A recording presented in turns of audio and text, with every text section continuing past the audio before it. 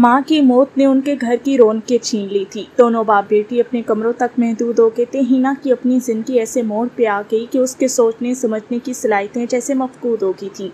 कभी कभी किरण से गपशप होती तो वो ज़रा सी देर के लिए मायूसी के खौफ से बाहर निकल आती। उसके जाने के बाद फिर वही धूप भरी उदासी और माँ की मौत के साथ इस्माइल से बिछड़ने का गम। और रात को तो ये हालत कि रात भर गम के मुसल्ले पे पड़ा रहता हूँ। हिजर देता है तेरा जब भी अज़ान शाम के बाद।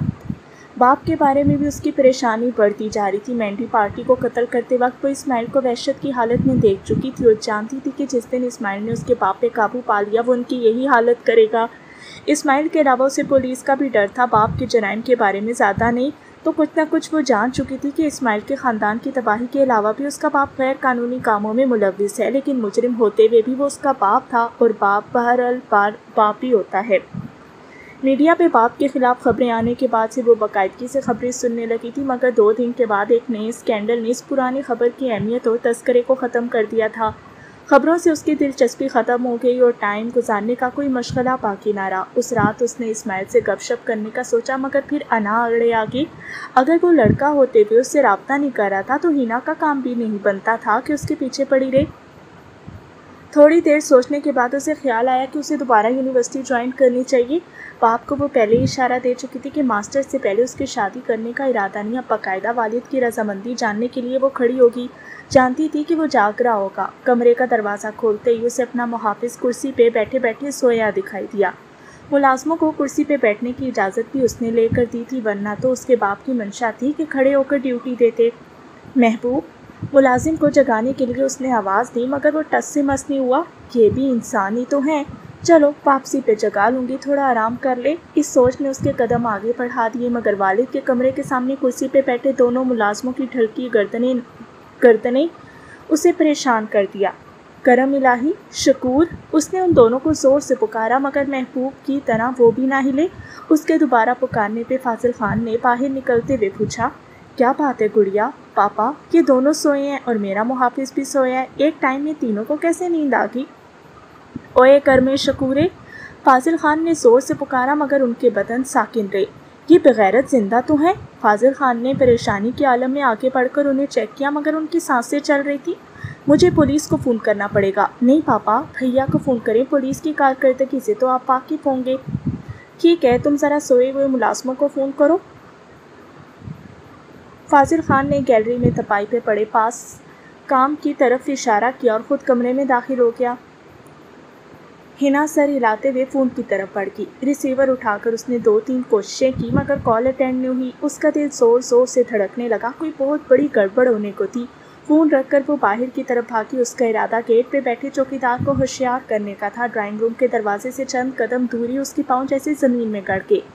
इस्माइल शाह दरवाजे से अंदर दाखिल हो रहा था। उसके हाथ में खौफनाक शक्ल की क्लाशनकोफ थी। हिना को लगा वो इस्माइल शाह नहीं, मौत का फरिश्ता है।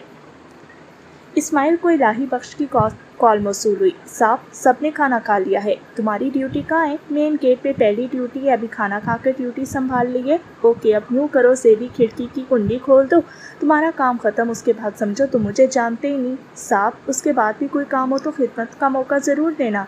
इलाही बख्श के लहजे में नोटों की मिठास उबल रही थी। ज़रूर ज़रूर कहकर इस्माइल ने राब्ता मुनक़ते कर दिया।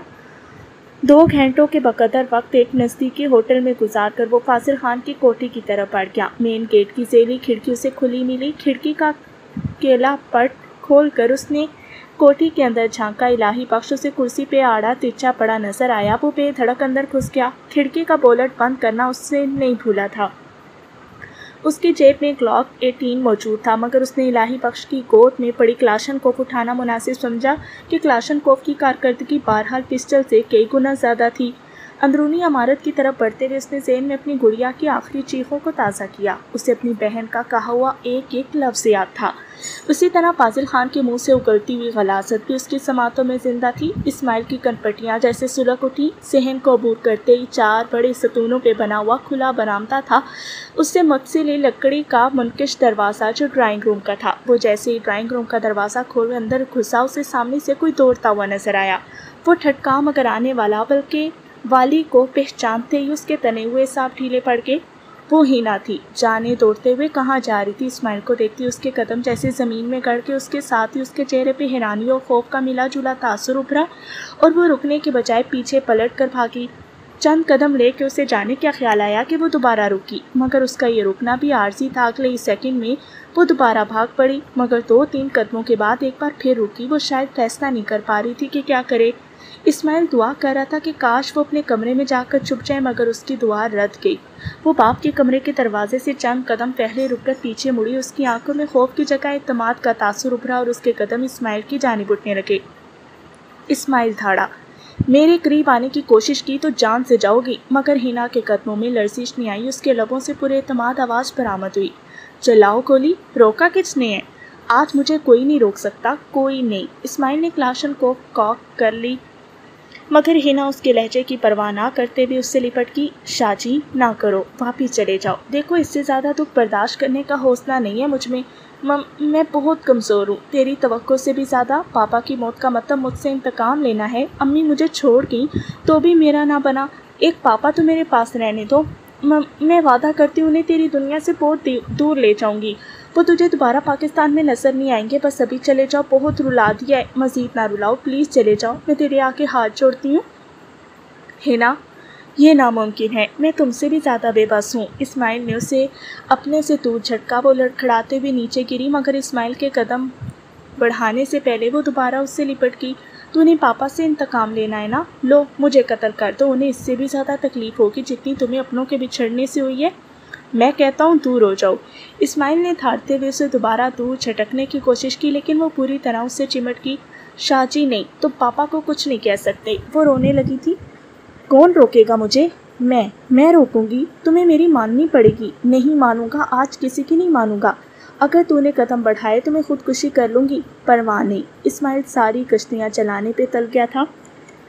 میری موت برداشت کر لو گے؟ ہاں ہاں ہاں، سب کچھ برداشت کر لوں گا۔ ہینا سسکی، ایک یہی دکھ باقی تھا؟ نہیں، فاضل خان کی موت کا دکھ ابھی تک رہتا ہے۔ اچھا شاہ جی، ایک دفعہ میری آنکھوں میں دیکھ کے کہو تجھے میری زندگی عزیز نہیں ہے اور میری موت سے تجھے کوئی فرق نہیں پڑنے والا، باخدا میں تیرا رستہ چھوڑ دوں گی۔ یہ اتنا مشکل نہیں ہے مس ہینا خان، کہہ کر اسماعیل نے اس کی طرف نگاہیں اٹھائیں۔ ہینا کی پرنام آنکھیں اسی کی طرف متوجہ تھی، عجیب قسم کی بے بسی، دکھ اور امید کا تاثر تھا اس کی آنکھوں میں۔ اسماعیل بے خود سا ہو گیا، وہ آنکھیں اسے دنیا کی ہر شے سے عزیز تھی اور ان میں اسی کی وجہ سے پانی بھرا تھا۔ اس کے لب آہستہ سے ہلے۔ شاہ جی، مجھے باپ کی موت سے زیادہ تیری جدائی کا غم ہے، اگر پاپا کو قتل کرو گے تو تم سے دوری میرا مقدر ہو جائے گی، کیا میرے لیے اتنا نہیں کر سکتے؟ اتنا ذرا سا چند تانے؟ اگر ظرف بڑا ہو تو معافی دینے پہ تانے نہیں ملا کرتے۔ میں نے تمہیں دعاؤں میں اپنے رب سے مانگا ہے، پاپا کا دشمن ہونے کے باوجود تیری سلامتی کے لیے سجدے کیے ہیں، سب کچھ ٹھکرا کے تیرا ساتھ نبھانے کا وعدہ کیے، تمہیں چاہا ہے، مجھے اقرار ہے کہ میں تیرے بنا نہیں رہ سکتی، نہیں رہ سکتی۔ کیا اپنی ہینا کو نہیں بچاؤ گے؟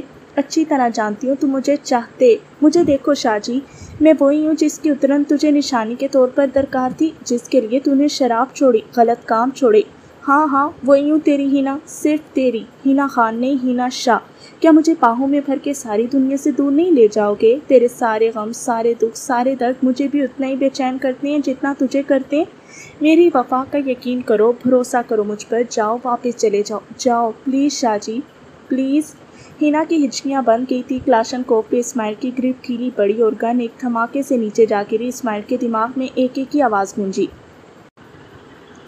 میری یہ بات پلے باندھ لو، محبت کمزور کرتی ہے، چاہت انسان کو کھوکھلا کر دیتی ہے، کبھی عورت کو خود پہ حاوی نہ ہونے دینا۔ وہ جو کہتے ہیں نا کہ محبت کی نہیں جاتی ہو جاتی ہے، میں مانتا ہوں سچ کہتے ہیں، لیکن اگر کبھی ایسا موقع آئے تو بائی گاڈ اس سے دور بھاگ جانا، اس کا سامنا نہ کرنا، بس اسے بھلا دینا، اپنے اندر کی نفرت کو ہوا دینا، یہ تمہیں طاقت دے گی، تمہیں ہمت بڑھائے گی۔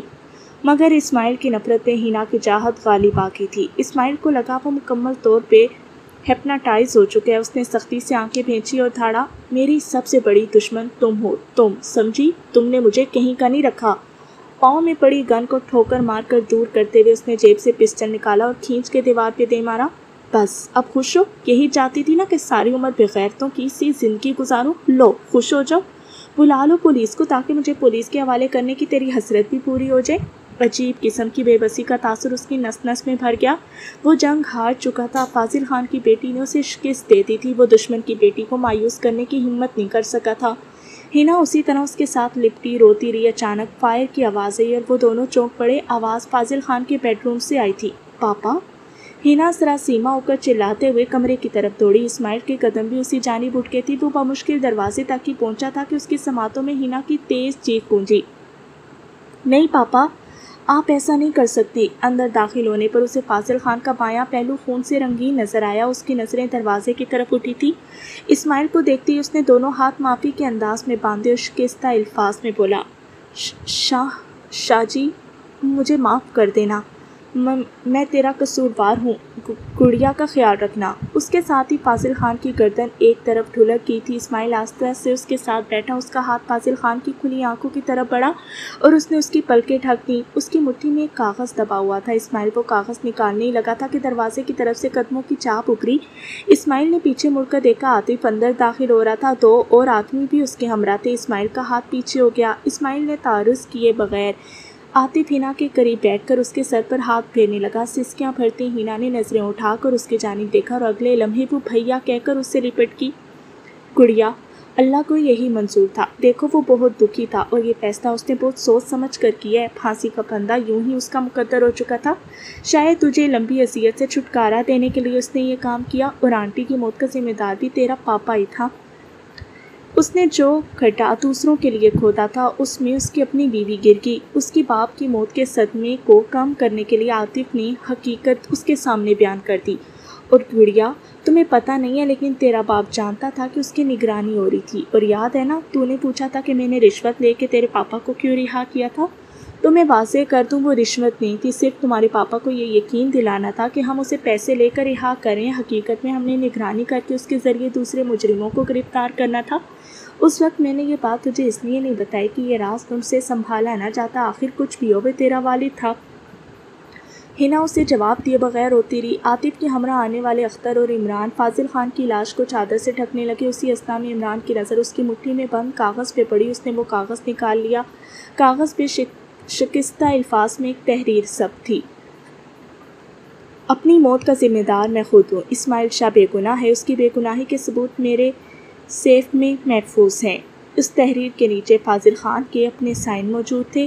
وہ کاغذ عمران نے عاطف کے سن پڑھا دیا، جو پڑھ کر عاطف نے ہینا کے سن پڑھا دیا۔ یہ تیرے پاپا کا آخری بیان ہے۔ ہینا اپنے والد کی تحریر اچھی طرح پہچانتی تھی۔ تحریر پڑھتے ہوئے وہ دوبارہ رونے لگی۔ اب تو یقین آ گیا نا میری بات کا؟ بھیا، میں نے پہلے بھی کبھی آپ کی بات پہ شک نہیں کیا تھا۔ اچھا، اب تیرا کیا ارادہ ہے؟ میں سمجھی نہیں بھیا۔ اچھا، میں بعد میں بتاتا ہوں، اسے کہہ کر وہ عمران کی طرف متوجہ ہوا۔ عمران، شاہ جی کو میرے آفس لے جاؤ۔ عمران نے پوچھنا چاہا۔ ہتھکڑی؟ نہیں، عاطف نے قطع کلامی کی، یہ مجرم نہیں، میرا مہمان ہے بھیا۔ ہینا وفور جذبات سے عاطف سے لپٹ کی۔ ہاں گڑیا، اب تم میری ذمہ داری ہو نا؟ عاطف کی آواز بھر آ گئی تھی۔ چلیں شاہ جی۔ عمران نے باہر کی طرف قدم بڑھائے اور اسماعیل شاہ اس کے ساتھ ہو لیا۔ فاضل خان کی موت کے بعد اسے زندگی میں عجیب سا خلا نظر آنے لگا تھا۔ اگر عاطف پارٹی وہاں نہ آتے تو وہ خود گرفتاری دے دیتا۔ صدیقی صاحب سے فون پہ مشورہ کر کے عاطف نے دلشاد امین کو بلوا کر سارا کیس اس کے حوالے کر دیا تھا۔ اگلے دن فاضل خان کا پوسٹ مارٹم ہوا اور پھر نعش ہینا خان کے حوالے کر دی گئی۔ اس کی آخری رسومات میں عاطف کے ساتھ اسماعیل شاہ نے بھی شرکت کی تھی۔ 2-3 دن تک عاطف ہینا کے ساتھ ہی رہا۔ اس دوران اس کے مشورے پہ ہینا نے نورل، چوکیدار اور مالی کے علاوہ باقی سارے محافظوں کو فارغ کر دیا تھا۔ تیسرے دن جب اس نے ہینا سے جانے کی اجازت چاہی تو وہ کہنے لگی، بھیا، آپ سے کچھ مشورے کرنے تھے، پہلے تو میں اپنے حواس میں ہی نہیں تھی۔ ضرور۔ عاطف اس کے سامنے بیٹھ گیا۔ بھیا، شاہ جی کے بارے میں آپ نے کیا سوچا ہے؟ ابھی تک وہ آرام سے ہے؟ اس سے تفصیلی بات چیت آج ہوگی انشاءاللہ۔ کیا اسے نہ کردہ جرائم کی سزا ملے گی؟ اگر سزا ملنی ہوتی تو اسے بھی پولیس کے حوالے کر دیا ہوتا۔ بھیا، اپنا وعدہ یاد ہے نا؟ کون سا بھلا؟ آپ نے کہا تھا اسے کچھ نہیں ہوگا۔ بھائی، کہہ تو دیا میری طرف سے وہ بری ہے۔ اگر وہ کسی ملک دشمن کارروائی میں ملوث ہوتا تو پھنس جاتا۔ اس کی خوش قسمتی کہ وہ اپنے انتقام کی تگ و دو میں مصروف رہا اور راہ کی سرگرمیوں میں حصہ نہ لے سکا۔ اس نے اندیشہ ظاہر کیا۔ وہ پولیس کو بھی تو مطلوب ہے۔ انسپکٹر دلشاد امین کو اس کی بے گناہی کے ثبوت میں نے دے دیے ہیں اور اس نے وعدہ کیا ہے کہ اسماعیل شاہ کے خلاف سارے کیس کو ختم کر دے گا۔ ایس پی صاحب بھی اس کے حق میں ہے۔ مزید کچھ؟ بھیا، اللہ تعالیٰ آپ کو عزت دے۔ ہینا نے دل کی گہرائیوں سے دعا دی۔ اچھا اب کیا ارادہ ہے؟ ارادہ کیا ہونا ہے؟ ہنا ہلکے سے مسکرائی۔ بڑا بھائی موجود ہے، یہ اس کا درد سر ہے۔ فاضل خان کی موت کے بعد یہ پہلا تبسم تھا جو اس کے ہونٹوں پہ ظاہر ہوا تھا۔ بہنیں بھائیوں کے لیے بوجھ نہیں ہوتی، لیکن اس کے باوجود وہ جتنی جلدی اپنے گھر کی ہو جائے بہتر ہے، اور میری سوچ بھی ایک روایتی بھائی کی طرح ہی ہے۔ ہنا نے اس بات کے اظہار میں سر جھکا دیا۔ یعنی تمہیں کوئی اعتراض نہیں؟ عاطف مسکرایا۔ اب رہ گیا کسی اچھے رشتے کی تلاش تو چند اچھے رشتے میرے ذہن میں ہیں بھیا، ہنا خفگی بھرے لہجے میں کہتے ہوئے وہاں سے اٹھ کے اور عاطف مسکراتے ہوئے باہر نکل آیا۔ تھوڑی دیر بعد وہ اپنے آفس میں داخل ہو رہا تھا۔ کرسی پہ بیٹھتی اس نے انٹرکام اٹھا کر کہا، اسماعیل شاہ کو میرے پاس بھیجو، اور جواباً جی سر سنتے ہی اس نے ریسیور رکھ دیا۔ تھوڑی دیر بعد ہی اسماعیل شاہ اس کے سامنے تھا۔ بیٹھو شاہ جی، اس نے سائڈ پہ پڑے صوفے کی طرف اشارہ کیا۔ شکریہ سر۔ کوئی تکلیف تو نہیں ہوئی یہاں؟ نہیں سر، بس الجھن ہے کہ ایک مجرم کے ساتھ یہ مہربانی کس لیے؟ مجرم تو چھوڑو، تم اب ملزم بھی نہیں رہے۔ مگر میں تو اپنے جرائم سے واقف ہوں نا سر، اس کا فیصلہ قانون نے کرنا ہے، اور اب میں تیری کہانی بلا کموکات سننا چاہوں گا۔ جواباً اسماعیل شاہ نے اپنی آپ بیتی تفصیل سے بیان کر دی۔ درمیان میں عاطف سوال بھی کرتا رہا تھا۔ اس کی بات ختم ہوتے ہی عاطف نے کہا، شاہ جی خوش قسمت ہو کہ تم ملک دشمنی میں ملوث نہیں پائے گئے۔ دوسرا یہ کہ تمہاری دشمنی بھی اتفاق سے اس بندے کے ساتھ تھی جو خود ملک دشمن کارروائیوں میں شریک کار تھا۔ انسپکٹر حاکم داد گو سرکاری آدمی تھا، مگر اس کے بارے میں جو کچھ مجھے دلشاد امین نے بتایا اس کے مطابق اس کا زیر زمین چلے جانا ہی بہتر تھا۔ باقی انسپکٹر دلشاد امین بھی تیری کافی طرفداری کر رہا ہے، سب سے بڑھ کر وہ پاگل ہنا ہے۔ بہرحال میں نے کبھی عام مجرم کو نہیں چھیڑا جب تک کہ وہ ملک دشمنی میں ملوث نہ ہو۔ عام مجرموں کا کیس پولیس کے پاس ہوتا ہے، جبکہ پولیس ایس پی اور انسپکٹر دلشاد نے اپنے کاغذات میں تمہیں ویسے ہی رہا کر دیا، اس لیے تم میری طرف سے بھی آزاد ہو جا سکتے ہو۔ آخر میں صرف یہ نصیحت کرنا چاہوں گا کہ کسی عالم دین سے رجوع کر کے اس سے اپنے اے کے صاحب کے نظریات کی وضاحت ضرور کر لینا، کیونکہ اس نے بڑی ٹیکنیک سے تم سب کی برین واشنگ کی تھی۔ تھینکس سر۔ اسماعیل نے الوداعی مسافے کے لیے اس کی جانب ہاتھ بڑھایا۔ آپ کا احسان مجھے ہمیشہ یاد رہے گا۔ اور ہاں، اس کا ہاتھ تھامتے ہوئے عاطف بولا، بھائی ہونے کے ناطے ہنا خان کا سرپرست اب میں ہوں، غالباً تجھے اس انفارمیشن کی ضرورت پڑے گی۔ ایک زخمی مسکراہٹ اسماعیل کے ہونٹوں پہ نمودار ہوئی اور وہ کراہنے کے انداز میں بولا، شاید کبھی نہیں سر۔ پر کیوں؟ عاطف بے اختیار کھڑا ہو گیا۔ عاطف صاحب، میں اسے کتنا چاہتا ہوں یہ میں خود نہیں جانتا، اس بات سے خود ہنا اچھی طرح واقف ہے۔ وہ مجھ سے ہر بات منوانے کی طاقت رکھتی ہے اور منواتی بھی ہے، لیکن آپ میری ماضی سے واقف ہو چکے ہیں۔ ایمانداری سے بتائیں، کیا میں اس کے قابل ہوں؟ آپ کا جواب لازماً نفی میں ہوگا، کیونکہ مجھے اپنے اندر سے بھی یہی جواب مل رہا ہے۔ اسے یقیناً مجھ سے بہتر رشتے مل جائیں گے۔ میں یوں بھی اپنے گناہوں کے کفارے کے لیے کشمیر یا افغانستان کا رخ کروں گا۔ شاید مجاہدین کی ہمراہی میں میرے گناہ دھل جائیں، اور جو جہنم کی آگ میں اپنے لیے واجب کر چکا ہوں اسے میرا خون بجھا دے۔ عاطف نے قریب آ کر اسے کندھوں سے پکڑا۔ بے وقوف، اسے مار دو گے، تمہیں اس کی محبت کی شدت کا اندازہ ہی نہیں ہے۔ والدین کی موت کے بعد تم سے بچھڑنے کا صدمہ، یقیناً وہ پاگل ہو جائے گی۔ وہ ان صدموں کو صرف تیرے آسرے پہ جھیل پائی ہے۔ یاد رکھو کہ اہمیت ماضی کی نہیں، حال و مستقبل کی ہوتی ہے۔ اگر تم سدھرنے کا ارادہ کر چکے ہو تو تیرے ماضی کو کریدنے والا کوئی کمینہ ہی ہو سکتا ہے، اور گناہ صرف خون کے قطروں سے نہیں، ندامت کے آنسو سے بھی دھل جاتے ہیں۔ مجاہد اگر افغانستان یا کشمیر میں کفر سے برسر پیکار ہیں تو یہی کام ہم روشنیوں کے شہر کراچی میں بیٹھ کر کر رہے ہیں۔ گو وہ ہم سے بہت اعلیٰ و افضل ہیں، مگر ہمارا مقصد بھی تو اسلام اور پاکستان کا دفاع ہے، اور میں تمہیں بھی اس کی دعوت دیتا ہوں۔ تم ایک ٹرینڈ شدہ آدمی ہو، دشمن نے تمہیں اپنے مقاصد کے استعمال کے لیے ٹریننگ دی ہے، تم وہی مہارت انہی کے خلاف استعمال کرو۔ میرے ساتھ شامل ہو جاؤ، تھوڑا عرصہ پرائیویٹ کام کرو، بعد میں تمہیں باقاعدہ بھرتی کر لوں گا۔ بولو کیا کہتے ہو؟ عاطف بھائی، میرے ماں باپ یا کوئی بڑا تو ہے نہیں، کیا میں خود ہنا کا رشتہ طلب کرنے کی جسارت کر سکتا ہوں؟ عاطف کے چہرے پہ مسکراہٹ ظاہر ہوئی۔ یقیناً میرا جواب اس بات میں ہوگا۔ اسماعیل گلوگیر لہجے میں بولا، تو پھر میں ہنا کے لیے آپ کے سامنے جھولی پھیلا رہا ہوں۔ عاطف نے اسے اپنے سینے سے لگا لیا۔ میرے بھائی، وہ کل بھی تیری منتظر تھی اور آج بھی تیری راہ تک رہی ہے۔ میں شکریہ کہہ کر آپ کے احسان کو ہلکا کرنے کی کوشش نہیں کروں گا۔ اسماعیل کی آنکھیں پرنم ہوگی۔ اس کی ضرورت بھی نہیں ہے، اسماعیل نے اندیشہ ظاہر کیا۔ ویسے ایک دفعہ اس کی رضامندی لے لینی چاہیے تھی۔ اب تک شک میں ہو یار؟ نہیں بھائی، اپنی خوش قسمتی پر یقین نہیں آ رہا۔ اچھا یوں کرنا، گھر جاتے ہوئے اس سے ملاقات کرتے جانا۔ اور اسماعیل اس سے الوداعی مسافہ کرتے ہوئے کہا، آپ کی دوسری آفر پر میں ہنا سے مشورہ کرنے کے بعد ہی کچھ کہہ سکوں گا۔ ہاں بھائی، جورو والے جو ہوئے، اور جورو والے غریب جورو کے غلام ہی ہوتے ہیں۔ اسماعیل اس کی بات میں ہنستا ہوا وہاں سے نکل آیا۔ ہنا کی کوٹھی تک اسے ٹیکسی مل گئی تھی۔ چوکیدار اسے پہچانتا تھا، اسے ہنا سے ملنے کا بتا کر وہ اندر داخل ہو گیا۔ چند لمحوں بعد ہی وہ اس کے سامنے تھا۔ وہ بیڈ پر لیٹی جانے کی سوچوں میں گم تھی کہ اسے اسماعیل شاہ کے اندر آنے کا ہی پتہ نہ چلا۔ کیا میں بیٹھ سکتا ہوں؟ اس نے چونکتے ہوئے اس کی سمت دیکھا۔ اسماعیل کو پہچانتے ہوئے اس کے چہرے پر جو کوس و قزح کے رنگ ابھرے تھے وہ اسماعیل کے دل کو خوشی سے لبریز کرنے کے لیے کافی تھے۔ شاہ جی آپ؟ مجھے لگا ملازمہ اندر آئی ہے۔ وہ بے ساختہ اس کے استقبال کے لیے کھڑی ہوگی۔ آئیں یہاں بیٹھیں۔ وہ اسے ساتھ لی اپنے بیڈ پر بھی بیٹھ گئی۔ میں ایک بات پوچھنے کے لیے آیا تھا۔ اسماعیل کے سنجیدہ لہجے سے اس کے دلکش چہرے پر تفکرات کی پرچھائیاں ابھری اور وہ ہولے سے بولی، جی؟ اگر ایک تہی دامن مفلس اور بے گھر آدمی آپ کو پرپوز کرنے کی جسارت کرے تو آپ کے احساسات کیا ہوں گے؟ اسماعیل کے ہاتھ وہ اپنے ملائم ہاتھوں میں لیتے ہوئے بولی، مجھے کتنی خوشی ہوگی یہ پوچھنے والے کو مجھ سے زیادہ پتہ ہے۔ تو پھر سن لو، آج میں اس قابل ہوں کہ کہہ سکوں، ہنا میری بے رونق زندگی میں پہاڑ بن کر آ جاؤ، میری بے سکونی کو سکون سے بدل دو، میرے غموں کو خوشیوں میں ڈھال دو، میری بن جاؤ، صرف میری، کہ تم پہ صرف میں ہی حق جتا سکوں۔ یہ حق تو تمہیں پہلے بھی حاصل تھا۔ ہنا کھسک کر اس کے قریب ہوئی اور اس کے کندھے پر سر رکھ دیا۔ شاہ جی میں تمہاری چاہتوں کا بدلہ کبھی نہیں چکا سکتی، کبھی نہیں۔ جو مان، جو عزت، جو اعتماد مجھے تم سے ملا ہے اس کا تصور بھی نہیں کر سکتی۔ میں کل بھی تیری تھی، آج بھی اور آئندہ بھی رہوں گی۔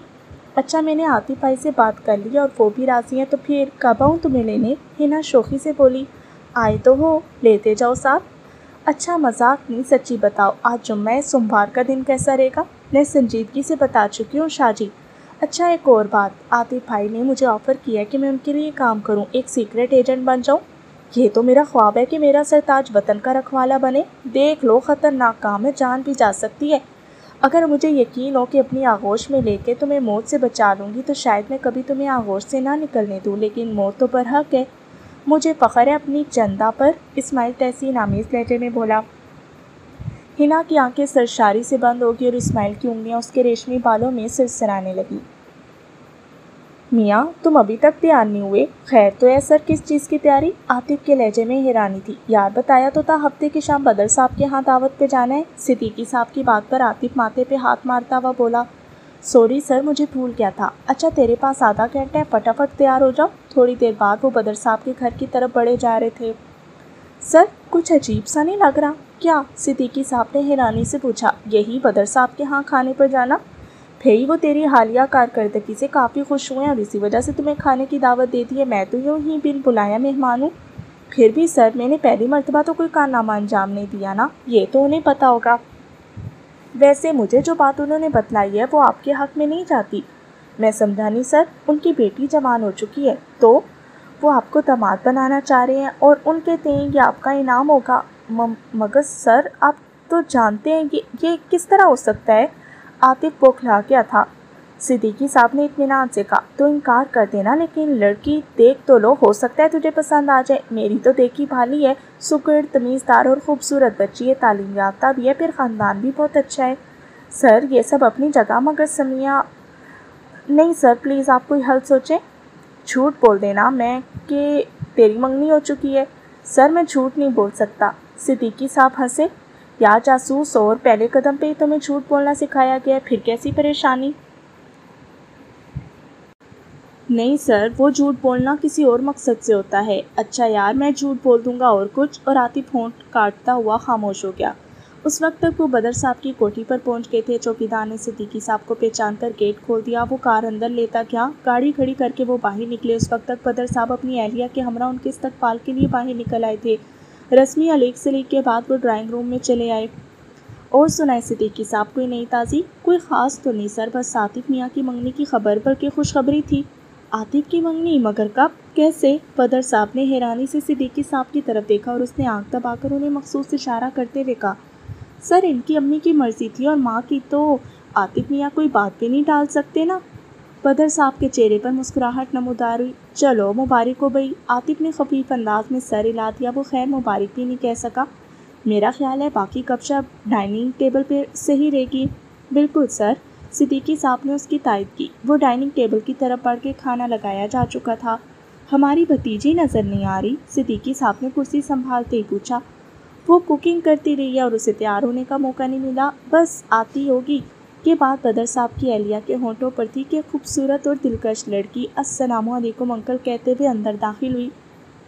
وعلیکم السلام، آؤ بیٹی، تمہارا ہی ذکر ہو رہا تھا، صدیقی صاحب نے کہا، اور وہ لڑکی جو لازماً سمیہ تھی نے آ کر صدیقی صاحب کے سامنے سر جھکا دیا۔ جیتی رہو بیٹی۔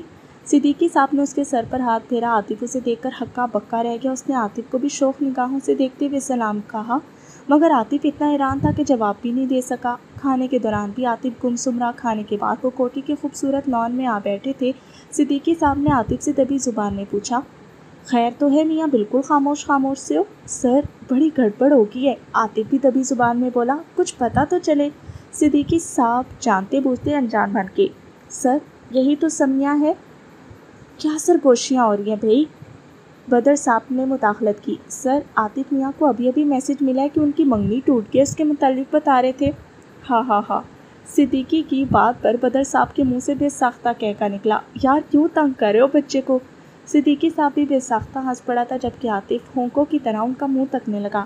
بدر صاحب عاطف سے مخاطب ہوا، برخوردار، ایسا ہے کہ سمیہ مجھے سب کچھ بتا چکی ہے، اور میری آرزو بھی یہی تھی کہ تیرے جیسا کوئی باصلاحیت اور محب وطن ہی میرا داماد بنے۔ باقی صدیقی صاحب کو پہلے سے اس بارے میں معلوم تھا، اور یہ سارا ڈرامہ انہوں نے خود ترتیب دیا ہے۔ بدر صاحب کی بات سن کر عاطف ایک گھڑوں پانی پڑ گیا۔ سمیہ کی ماں بولی، اچھا اب شرمانے کی ضرورت نہیں، ہو جاؤ، سمیہ اپنے کمرے میں تمہاری منتظر ہے، اپنی منگنی کی تاریخ تم دونوں نے خود ہی مقرر کرنی ہے۔ اور عاطف جھجکتا ہوا اٹھا، جیسے ہی قدم اٹھائے وہ لڑکھڑا کے گرنے لگا، مگر اس نے جلدی سے صدیقی صاحب کا سہارا لے لیا اور سوری کہتے ہوئے سمیہ کے کمرے کی طرف بڑھ گیا۔ اس کے دستک کے جواب میں سمیہ کی مترنم گیس سنائی دی اور وہ اندر داخل ہو گیا۔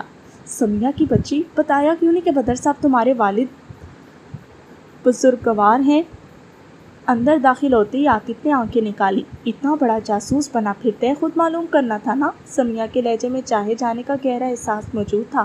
اب میں تیری جاسوسی کرنے سے تو رہا، عاطف منہ بناتے ہوئے بیٹھ گیا، مگر میں تو تیری جاسوسی سے باز آنے والی نہیں، تیرے جیسے لڑکوں کا کوئی پتہ نہیں چلتا کب کیا کر جائیں۔ کیا مطلب وغیرہ کو چھوڑو اور یہ بتاؤ میرا گھرانہ کیسا لگا؟ بالکل تیری طرح، یعنی پھیکا اور بے رونق؟ نہیں، بہت پیارا، بہت اچھا، اور بس تیری طرح۔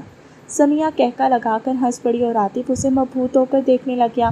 ایسے کیا دیکھ رہے ہو؟ وہ شرما گئی۔ کچھ نہیں، وہ چونک گیا اور جلدی سے بات بناتے ہوئے بولا، اچھا پتہ ہے آنٹی نے کیا کہا؟ کیا کہا؟ اپنی شادی کی تاریخ ہم دونوں نے مقرر کرنی ہے، تو کرو نا۔ وہ شرارت سے بولا، 9 بج رہے ہیں، 11 بجے کیسے رہے گی؟ یعنی اتنا لیٹ؟ سمیہ برجستہ بولی اور عاطف کھلکھلا کے ہنس پڑا۔ ایک دوسرے کو پانے کی خوشی ایسی تھی کہ انہیں بات بے بات ہنسی آ رہی تھی۔ اچھا مذاق نہیں، سچ بتاؤ، سمیہ نے پوچھا تو عاطف بولا، ایسا ہے کہ سوموار کو میری منہ بولی بہن کی شادی اور منگل کو میری فلائٹ ہے، جمعے تک میں امی جان اور ابو جان کو ساتھ لے کر لوٹ آؤں گا، ہفتے کے دن بزرگ مل کر طے کر لیں گے۔ منظور ہے، سمیہ نے اس بات میں سر ہلا دیا۔ ویسے تجھے پتہ ہے میری لا علمی سے صدیقی صاحب نے کیا فائدہ اٹھایا ہے؟ کیا مطلب، کیسا فائدہ؟ وہ حیرانی سے بولی اور عاطف نے اسے صدیقی صاحب کے ڈرامے کے بارے میں بتا دیا۔ سمیہ کی ہنسی رکنے میں نہیں آ رہی تھی۔ آپ پھر بھی خود کو جاسوس سمجھتے ہیں؟ تم دیکھنا تو صحیح میں اس کے ساتھ کیا کرتا ہوں۔ عاطف سیل فون نکال کر کوئی نمبر ڈائل کرنے لگا، اس کے ساتھ ہی اس نے موبائل کا اسپیکر آن کر دیا۔ جی بیٹے، ایک مشفق نسوانی آواز اسپیکر سے برآمد ہوئی۔ آنٹی السلام علیکم۔ وعلیکم السلام بیٹے، کیسے یاد آ گئی آنٹی کی؟ آنٹی، وہ آپ کو بتانا تھا کہ صدیقی انکل تھوڑا لیٹ ہو جائیں گے، تو آپ نے کھانے پر انتظار نہیں کرنا۔ مجھے پتہ ہے بیٹے، ان کا کھانا آج بدر بھائی کے گھر میں ہے۔ اچھا، آپ سے یہ بہانہ کر کے آئے ہیں؟ عاطف کا انداز خود کلامی کا سا تھا۔ چلو ٹھیک ہے آنٹی، جب آپ کو پتہ ہے تو۔ بیٹے سیدھی بات بتاؤ، کیا پتہ ہے؟ آپ تو اس طرح کہہ رہے ہیں جیسے… نہیں آنٹی، ایسی کوئی بات نہیں، بدر صاحب کے گھر واقعی دعوت تھی، لیکن وہ میری تھی۔ صدیقی صاحب تو ایک انکوائری کے سلسلے میں گیسٹ ہاؤس میں ہیں۔ کیسی انکوائری؟ وہ چونک گئی تھی۔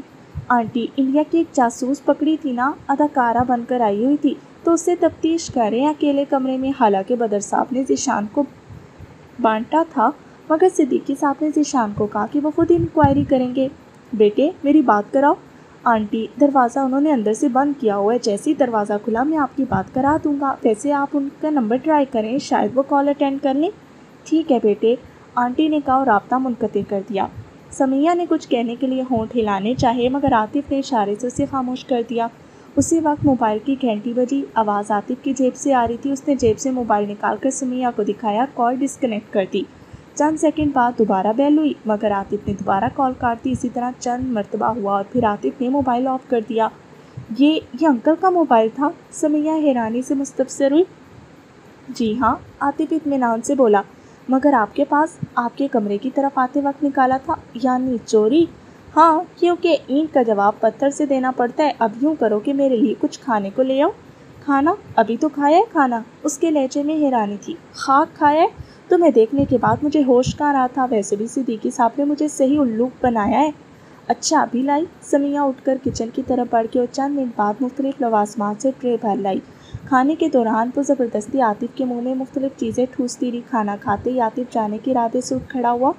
تو کیا صرف کھانا کھانے آئے تھے؟ اس کے ارادے کو دیکھ کر سمیہ سکتے کے انداز میں بولی۔ عاطف شرارتی لہجے میں بولا، ہاں، اور جانا اس لیے بھی ضروری ہے کہ تمہیں دیکھ کر عجیب قسم کے خیال ذہن میں پرورش پانے لگے جن پر عمل شادی کے بعد ہی ہو سکے گا۔ اس کی بات ایسی نہیں تھی کہ سمیہ اسے روکنے کی کوشش کر سکتی، البتہ وہ اسے رخصت کرنے ساتھ چل پڑی تھی۔ لان میں صدیقی صاحب اور بدر صاحب خوشخبریوں میں مشہور تھے۔ سمیہ کی امی کسی سے فون پر مصروف گفتگو تھی۔ کتنی پیاری جوڑی ہے۔ انہیں لان کی طرف آتے دیکھ کر صدیقی صاحب نے ساختہ بولا، ہاں، اللہ تعالیٰ نظر بد سے محفوظ رکھے۔ گڑیا رانی کے ساتھ عاطف یوں دکھائی دے رہا ہے جیسے پھول کے ساتھ خوشبو۔ عاطف نے آتے ہی صدیقی صاحب سے کہا، سر اب اجازت لینی چاہیے، گیسٹ روم بھی جانا ہے۔ اوکے سر، اب ہمیں اجازت، صدیقی صاحب نے پوچھا۔ بدر صاحب نے کھڑے ہو کر عاطف کے سر پر ہاتھ رکھا اور پوچھا، برخوردار، پھر کیا طے کیا؟ سر اگلے ہفتے امی ابو آ جائیں گے، پھر مل کر آپ لوگوں نے ہی طے کرنا ہے۔ ٹھیک ہے صدیقی صاحب، آپ اگر جانا چاہتے ہیں تو پھر خدا حافظ کہتے ہیں۔ صدیقی صاحب نے بدر صاحب سے الوداعی مصافحہ کیا اور سمیہ کے سر پر ہاتھ رکھا تو وہ آہستہ سے بولی، انکل، گیسٹ ہاؤس جانے سے پہلے ایک مرتبہ آنٹی سے بات کر لینا۔ اس نے حیرانی سے پوچھا، کیا مطلب بیٹا؟ مطلب کا تو پتہ نہیں، عاطف صاحب آنٹی کو کوئی الٹی پٹی پڑھا رہے تھے۔ یہ کیسے؟ عاطف میاں کیا بات ہوئی ہے؟ صدیقی صاحب گھبرا کے تھے۔ کچھ نہیں سر، سمیہ ایسی شرارت کے موڈ میں ہے۔ عاطف اطمینان سے بولا، مگر صدیقی صاحب کی پریشانی کم نہیں ہوئی تھی۔ اس نے موبائل کی تلاش میں جیب میں ہاتھ ڈالا اور پھر اپنی مختلف جیبیں ٹٹولنے لگا۔ سر شاید آپ یہ تلاش کر رہے ہیں؟ عاطف نے اپنی جیب سے موبائل نکال کر اس کی طرف بڑھا دیا۔ ہاں، مگر یہ تیرے پاس کیسے؟ اس نے موبائل عاطف سے لے کر آن کیا اور عاطف کے کچھ کہنے سے پہلے ہی اس کے موبائل کی گھنٹی بجنے لگی۔ اس نے جلدی سے کال اٹینڈ کی۔ جی بیگم، اور پھر جانے دوسری طرف سے کیا کہا گیا کہ اس کے منہ سے مسلسل جی اور نہیں نکلنے لگی۔ عاطف اور سمیہ کے ہونٹوں پہ مسکراہٹ کھلنے لگی تھی۔ بدر صاحب نے ہاتھ کے اشارے سے عاطف سے پوچھا، کیا معاملہ ہے؟ عاطف سے پہلے سمیہ انہیں تفصیل سے سب کچھ بتانے لگی اور فضا بدر صاحب کے کہکے سے گونج اٹھی۔ موبائل کی مسلسل بجنے والی گھنٹی سے اسماعیل کی آنکھ کھلی۔ گھڑی پر نگاہ دوڑانے پہ اسے گھنٹی کی سوئی 12 کا ہندسہ کراس کرتی نظر آئی۔ یس سر، اس نے کال ریسیو کی۔ شاہ جی، ہوٹل بلو مون فرسٹ فلور کمرہ نمبر 10 میں بلیک لیکوڈ کی ایک سینئر رکن لارا مکین ہے۔ الیاس، اشفاق اور راجہ کو وہاں بھیج دیا ہے۔ تم بھی فی الفور وہاں پہنچو اور ہوٹل کے چاروں کونوں کا خیال رکھنا۔ اگر وہ کہیں جانے کی کوشش کرے تو اس کا تعاقب کرنا ہے، ہاتھ ڈالنے کی ضرورت نہیں۔ اسماعیل مستفسر ہونے لگا اس کے بارے مگر عاطف نے اس کا سوال مکمل نہیں ہونے دیا اور قطع کلامی کرتا ہوا بولا، ہاں، اسی آدمی سے پتہ چلا ہے جو آج صبح گرفتار ہوا تھا۔ یہ پچھلے 2 ماہ سے پاکستان میں، اور اگر تجھے ڈیوڈ عرف ڈیوی نامی آدمی یاد ہو تو یہ اسی کی بدلی پہ یہاں آئی ہے۔ ٹھیک ہے سر، میں پہنچ گیا۔ اور رابطہ منقطع کر کے جلدی لباس بدلنے لگا۔ لباس بدل کر وہ اپنی خوبصورت بیوی کے ماتھے پہ جھکا۔ اچانک اس کی پلکیں واہیوں میں اسماعیل کے گلے میں بازو حمائل کرتے ہوئے بولی، شاہ جی، اپنا خیال رکھنا اور ہر آدھے گھنٹے بعد مجھے اوکے دیتے رہنا ورنہ عاطف بھیا سے شکایت کروں گی۔ ایک تو میں ان بہن بھائیوں سے تنگ ہوں، اسماعیل منہ بناتا ہوا بولا۔ گھر میں باس بنی رہتی ہے اور آفس میں وہ سر پہ سوار رہتا ہے۔ جواباً حنا شاہ کہکا لگا کے ہنس پڑی۔ اللہ کرے تم یوں ہی میری زندگی میں کہہ کے بکھیرتی رہو۔ اسماعیل کے دل سے دعا نکلی۔ اس کے ماتھے پہ مہر محبت ثبت کرتا وہ لمبے ڈگ بھرتا گھر سے نکل آیا۔ وہ ایک نہ ختم ہونے والی جنگ کا سپاہی بن گیا تھا اور جانتا تھا کہ زندگی کی آخری سانس تک اسے لڑتے رہنا ہے۔ ختم شد۔